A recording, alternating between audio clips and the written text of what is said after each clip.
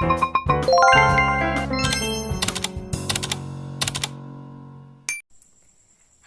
assalamualaikum warahmatullahi wabarakatuh.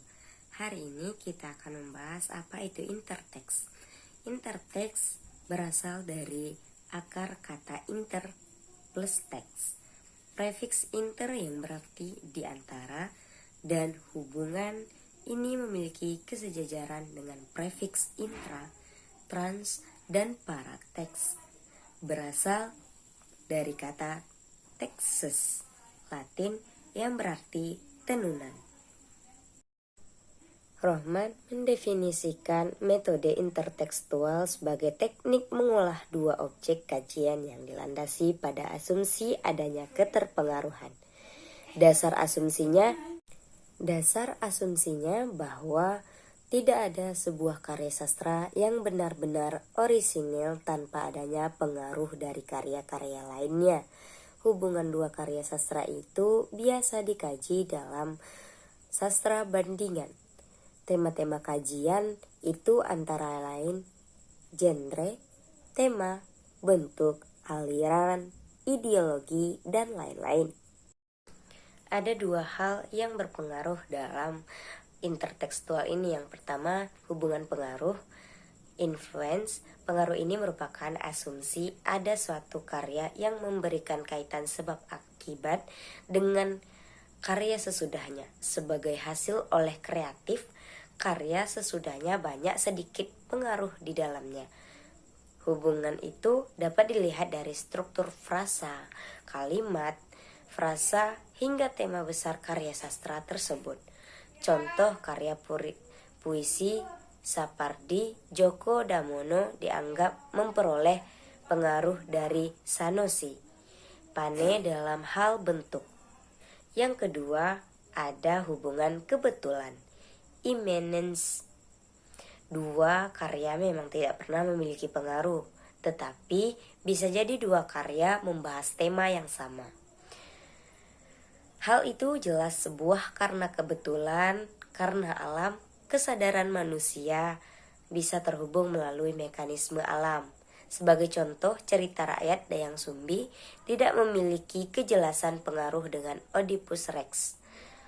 Tetapi jalan ceritanya sama. Dua cerita itu sama-sama menceritakan tokoh yang membunuh ayah untuk menikahi ibunya. Dua cerita itu memberikan pesan larangan inses. Hubungan kebetulan tersebut bisa saja terjadi karena kritikus tidak bisa melacak struktur keterkaitan secara langsung. Nah, masuk nih kita ke contoh dalam film Tenggelamnya Kapal Van der Wijk.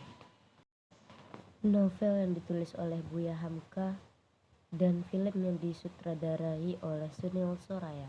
Tenggelamnya Kapal Van der Wijk di bioskop pada Desember 2013. Ada beberapa bentuk kesamaan dan juga ketidaksamaan dalam film dan novel Tenggelamnya Kapal Van der Wijk. Berikut informasinya. Perbedaan antara novel dan filmnya. Adanya aspek penciutan, penambahan maupun perubahan bervariasi pada alur, tokoh dan penokohan, serta latar. Aspek penciutan terjadi dikarenakan adanya keterbatasan teknik dari film yang tidak memungkinkan semua unsur intrinsik pada novel dapat dimasukkan ke dalam film. Aspek penambahan terjadi karena adanya penafsiran dan proses kreatif dari sutradara yang ikut dimasukkan selama pembuatan film. Aspek perubahan bervariasi terjadi karena adanya media yang berbeda antara novel dan film, sehingga memungkinkan adanya penambahan yang bervariasi dilakukan saat cerita adaptasi ke dalam film.